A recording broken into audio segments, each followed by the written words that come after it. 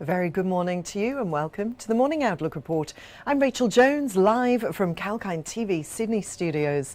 Now, the Australian share market is expected to open marginally higher this morning. According to the latest SPI futures, the ASX is likely to open 5 points higher. At the closing bell yesterday, the S&P ASX 200 was 0.7% or 51 points higher at 7,049. The best performing sector yesterday was materials, up almost 3%. The worst performing sector was information technology, down 0.6%. The best performing stock in the S&P ASX 200 was Blackmores. Their shares closed 9.8% higher at $82.65. The worst performing stock was Life 360. Their shares closed 8.9% lower at $5.20. Now today, the Reserve Bank of Australia is expected to maintain rates at a record low 0.10%. However, the market will be closely monitoring the tone of the interest rate statement.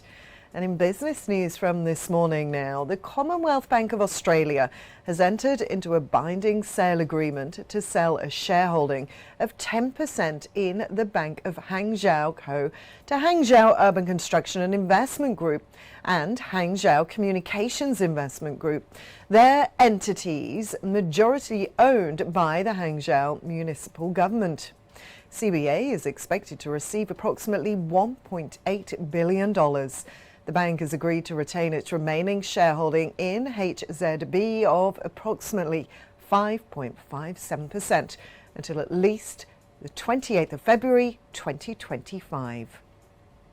And the ANZ has today announced it'll combine its digital division, including ANZX, and its Australian retail business with Marley Carnegie, appointed Group Executive Australian Retail, reporting to ANZ Chief Executive Officer Shane Elliott. As part of these changes, ANZ will also separate out its commercial businesses in Australia into a new division to prepare it for future growth opportunities.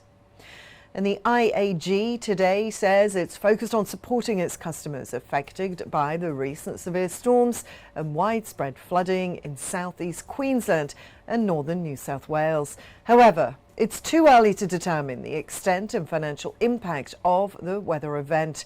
As of 5 a.m. on Tuesday, the 1st of March, IAG had received approximately 6,700 claims across its brands, with NRMA insurance representing almost 73% of total claims. The number of claims expected to rise further over the coming days, with the event still unfolding and as customers identify damage to their property. Well, now it's time for a very short break, but stay tuned for more news set to affect your trading day.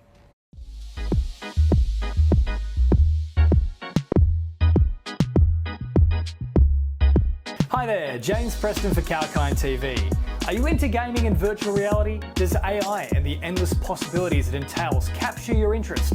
Or are you constantly trawling through the web to try and discover the latest updates and innovations in the tech space? Well, let us do the work for you. From the latest product launches to shocking affairs on the World Wide Web, exclusive interviews and information about the top companies like Apple and Google to brand new tech startups vying for your attention. Kalkine's Tech Beat has the latest in what matters in the world of technology. Join me every single Thursday on The Tech Beat, exclusive to Kalkine TV.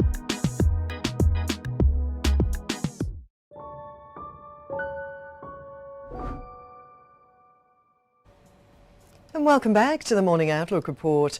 Over in the US, on Wall Street, the Dow Jones fell 0.49%, the S&P 500 declined 0.24%, and the Nasdaq ended 0.41% higher.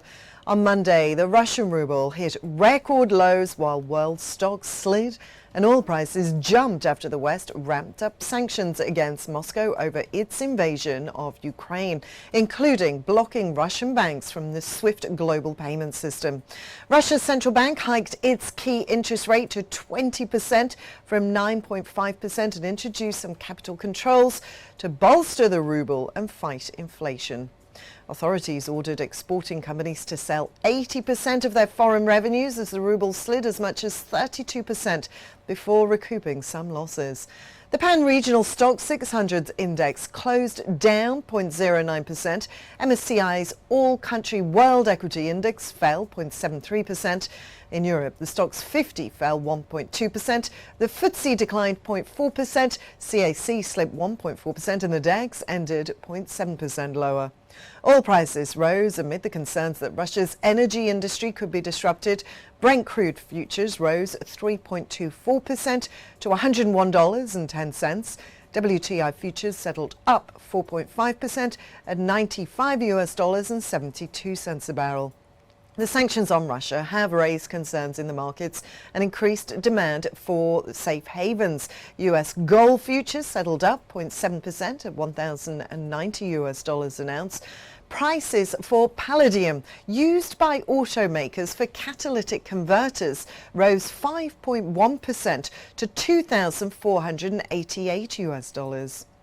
Well, that's all for our morning outlook report here on Kalkine TV. Have a great day trading. Stay tuned for more market updates and economic news live throughout the day. This is Rachel signing off for now.